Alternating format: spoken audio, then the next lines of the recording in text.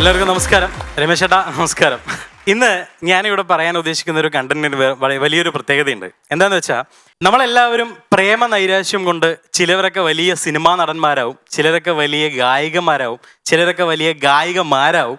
പക്ഷേ വളരെ ചുരുക്കം പേരെ മിമിക്രി കലാകാരന്മാരാവാറുള്ളൂ. അതിൽ ഏറ്റവും വലിയൊരു ഉദാഹരണമായിട്ടാണ് ഇന്ന് നിങ്ങളുടെ മുമ്പിൽ ഇതാ ഇങ്ങനെ കോട്ടും ഇതൊക്കെ ഇട്ട് ഫൺസ് അപ്പോൺ എ ടൈമിൻ്റെ സ്റ്റാൻഡപ്പ് കോമഡി അവതരിപ്പിക്കാൻ വേണ്ടി ഞാനിവിടെ എത്തിയിരിക്കുന്നത്. Okay, thank you. തുടക്കം പ്രേമം എന്തിനാണ് ചേട്ടാ, പ്രണയം എന്തിനാണ് ചേട്ടാ, ബസ് സ്റ്റോപ്പിൽ പോയി നിന്ന് നല്ല അസലായി വായി നോക്കിക്കൂടെ, അതിൻ്റെ സുഖമൊന്നും വേറെ ഒന്നും കിട്ടില്ല എന്ന് എൻ്റെ ഒരു പ്രിയ സുഹൃത്ത് കഴിഞ്ഞ ദിവസം ഇൻസ്റ്റാഗ്രാമിൽ ഒരു സ്റ്റോറി ആയിട്ടിട്ടിരുന്നു. ഏകദേശം ഒരു 7-8 വർഷം മുമ്പ് എനിക്ക് അതുമായിട്ടൊരു ബന്ധമുണ്ടെന്ന് തോന്നി. അതുകൊണ്ട് തന്നെ നല്ല അസലായി പാലക്കാട് വള്ളിയോട് സെൻറ് മേരീസ് പോളിടെക്നിക്കിൽ പഠിച്ചുകൊണ്ടിരിക്കുമ്പോൾ വായ നോക്കിയും പ്രണയിച്ചും കൊണ്ടുപോയ ആ കാലഘട്ടം, അത് എങ്ങനെയാന്ന് വെച്ചാൽ നമ്മൾ ഈ 2 ആൺകുട്ടികൾ മുഖത്തോട് മുഖം നോക്കി സംസാരിച്ചു കൊണ്ടിരിക്കുമ്പോൾ ഒരു പെൺകുട്ടി എങ്ങാനും ഇങ്ങനെ കടന്നു പോകണ്ടെന്ന് കരുതാം. അതിങ്ങനെ ആയിരിക്കും, കാണ്ടാ നീ ഇന്നലെ എന്താ ചെന്നൈ സൂപ്പർ കിങ്സ് രാജസ്ഥാൻ തമ്മിലുള്ള കളി ഒരു രക്ഷയില്ല അല്ലേ, എന്താണ്ടത് ഇങ്ങനെ. ഞങ്ങൾക്ക് ഒരു ടിപ്പിക്കൽ കാലഘട്ടം ഉണ്ടായിരുന്നു. കാരണം വായനോട്ടം എന്നതൊരു കലാരൂപമായിട്ട് കലാമണ്ഡലത്തിലെങ്കിലും അംഗീകരിക്കണം എന്നൊരു കാലഘട്ടത്തിൽ ഞങ്ങൾ വളരെയധികം പ്രത്യാശത്തോടുകൂടി ഇരുന്ന ഒരു കാലഘട്ടമാണത്. പിന്നീട് ഈ പഠിക്കുന്ന സമയത്ത് പ്രേമിക്കാൻ ഏറ്റവും കൂടുതൽ എന്നെ സപ്പോർട്ട് ചെയ്തത് എൻ്റെ അച്ഛനാണ്. അച്ഛൻ എങ്ങനെയാണെന്ന് വെച്ചാൽ ആദ്യത്തെ വർഷം തന്നെ ഒരു പെൺകുട്ടിയെ കണ്ടു, വളരെയധികം ഇഷ്ടപ്പെട്ടു. ആ കുട്ടിയുടെ ഫോട്ടോ അച്ഛനെ കൊണ്ടേ കാണിച്ചു കൊടുത്തപ്പോൾ അച്ഛൻ തോളത്ത് കെട്ടിയിട്ട് പൊളിച്ചു. കാരണം എനിക്ക് ഭയങ്കര കോൺഫിഡൻസ് ആയി. അപ്പം ഞാൻ ആ ഒരു കോൺഫിഡൻസ് വെച്ചിട്ട് നേരെ അങ്ങോട്ട് 3-4 വർഷം നിർത്താതെ അങ്ങോട്ട് പ്രേമിച്ചു. അച്ഛൻ്റെ പൊളിക്കൽ കൊണ്ടാണോ എൻ്റെ ആത്മാർത്ഥത കൂടിയത് കൊണ്ടാണോ എന്നറിയില്ല, കൃത്യം 4ാമത്തെ വർഷം അവൾ വേറൊരാളെ കെട്ടിയിട്ട് പോയി. അത് എന്തുകൊണ്ടാണെന്ന് എനിക്കറിയില്ല.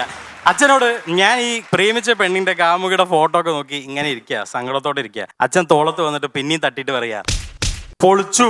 എന്താ കാര്യം ചോദിച്ചപ്പോൾ ചെക്കനും പെണ്ണും പൊളിച്ചു.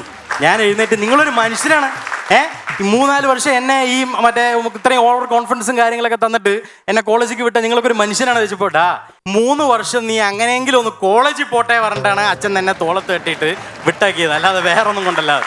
ഈ അച്ഛനെ കൊണ്ട് ചില സമയത്ത് ഉപദ്രവമുണ്ടെങ്കിലും ചില സമയത്ത് ഉപകാരമുണ്ട്. കാരണം അച്ഛൻ പഴയ എക്സ് മിലിറ്ററിയാണ്. അതുകൊണ്ട് എല്ലാ മാസവും ആൾക്ക് കിട്ടും. അത് തെറ്റിദ്ധരിക്കണ്ട, ഞാൻ വെള്ളമടിക്കാറില്ല, ഞാൻ ഒന്നും ചെയ്യാറ്, ഡീസൻ്റ് ആണ്. അച്ഛനും കഴിക്കാറില്ല. അതുകൊണ്ട് ഇത് ഈ മറിച്ച് വെക്കുന്ന പരിപാടി അത് ഞാനാ ചെയ്തുകൊണ്ടിരിക്കണം. നമ്പർ ഒന്ന് തരണേ. തീർച്ചയായും രമേശ് ചേട്ടന് എന്തായാലും ഞാൻ തന്നിരിക്കും. ഓക്കെ, അപ്പൊ ഈ എല്ലാ മാസവും കൃത്യം 1-ാം തീയതി എന്നെ ഓർമ്മിപ്പിക്കുന്ന സമൂഹത്തിലെ വളരെ വേണ്ടപ്പെട്ട ഒരുപാട് പേരുണ്ട്. അത് വളരെയധികം വിശിഷ്ട അതിഥികളുണ്ട്, അതുപോലെ തന്നെ ഒരുപാട് പേരുണ്ട്. അപ്പോൾ എൻ്റെ ഒരു പ്രിയ സുഹൃത്തിന് ഈ നമ്മുടെ സർട്ടിഫിക്കറ്റുകളിലൊക്കെ അറ്റസ്റ്റ് ചെയ്യുക എന്ന് പറഞ്ഞിട്ടൊരു പരിപാടി, ഗസറ്റഡ് ഓഫീസർമാർ അറ്റസ്റ്റ് ചെയ്യുന്ന ഒരു പരിപാടിയുണ്ട്. ഞാൻ എൻ്റെ ഒരു പ്രിയ സുഹൃത്തിനെയും കൂട്ടി ഒരു ഗസറ്റഡ്, അതായത് നമ്മുടെ വടക്കഞ്ചേരി SP ഓഫീസിലാണ് ഞാൻ പോയ സമയത്ത് അവിടെ 3 മണിക്ക് ശേഷം ഒരു 10-26 പിള്ളേർ നിരക്കനങ്ങനെ നിൽക്കുന്നുണ്ട്. അപ്പം ഞാൻ ഏറ്റവും പുറകിൽ പോയി നിന്നു. എടാ നീ ഇവിടെ നിന്നോ, കാരണം ഇവരുടെയൊക്കെ ഒപ്പിട്ട് കഴിഞ്ഞിട്ട് നമുക്കത് കിട്ടുള്ളൂ എന്ന് പറഞ്ഞിട്ട് അവനെ അവിടെ നിർത്തി. ഞാൻ തൊട്ടടുത്തുള്ള ഒരു ബെഞ്ചിലിരുന്നു. ഈ ബെഞ്ചിലിരുന്ന വഴിയും SP ഓഫീസിൻ്റെ ഉള്ളിൽ നിന്ന് നേരെ ഒരു കോൺസ്റ്റബിൾ വന്നിട്ട് എന്നെ വിളിച്ചു. പ്രജീഷ് അല്ലേ, എഴുന്നേൽക്കേ എന്ന് പറഞ്ഞു. എന്താ സാർ?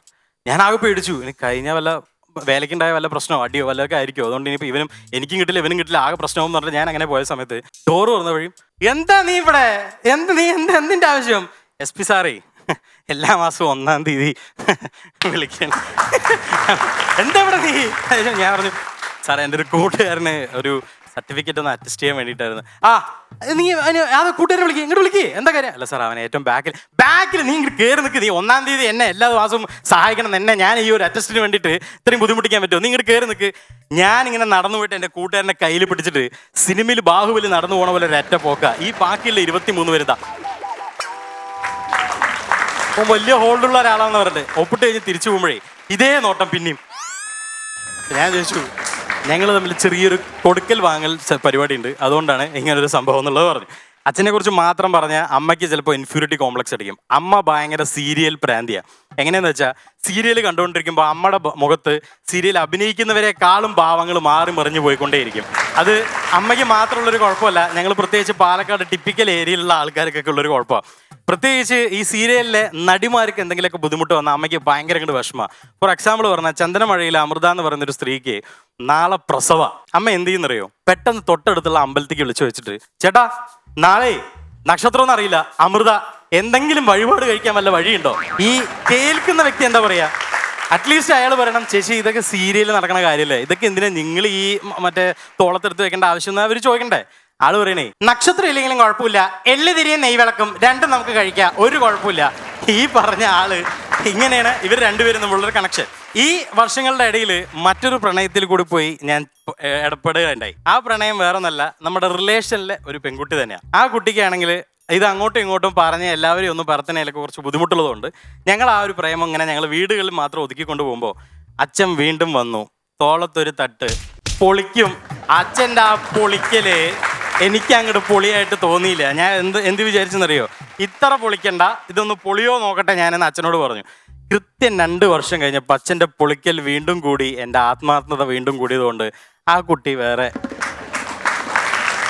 ഇതിലൊക്കെ സങ്കടപ്പെട്ട് ഞാൻ അവിടെ ഇരിക്കുന്ന സമയത്തേ അച്ഛൻ വന്നിട്ടേ തോളത്ത് കെട്ടിയിട്ട് പറയണ്, പോട്ടെ, ഒന്നാമത്തെ കാര്യം ഒന്നാമത്തെ പെണ്ണിന്റെ കല്യാണത്തിനേ നമുക്ക് പോകാൻ പറ്റിയില്ല, ഇവളുടെ കല്യാണം, ഇവൾ ഒന്നാമത് നമ്മുടെ റിലേഷനാണ്, ഉച്ചയ്ക്ക് ഉണ്ണാൻ വിളിച്ചിട്ടുണ്ട്, ഉണ്ടിട്ട് വന്നാൽ മതി, നീ പോവിടുന്നതെന്ന്.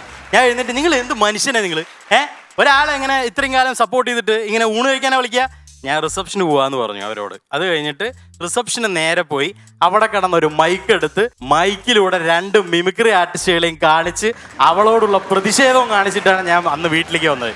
പ്രത്യേകിച്ച് വേറൊന്നുമില്ല, 2ഓ 3ഓ തേപ്പൊക്കെ കിട്ടിക്കോട്ടെ മക്കളെ, അവിടുന്ന് അങ്ങോട്ടാ നിങ്ങളുടെ ജീവിതം കിടക്കാൻ പോണ്, അതാദ്യം മനസ്സിലാക്കുക. ആരാ ഈ ഉപദേശിക്കുന്നതായിരിക്കില്ലേ, ഇതെങ്ങനെയെങ്കിലും ഒന്ന് പറഞ്ഞ് നിർത്തണ്ടളിയാ. അതുകൊണ്ട് എൻ്റെ പഞ്ചിന് വേണ്ടി പറഞ്ഞ. Thank you.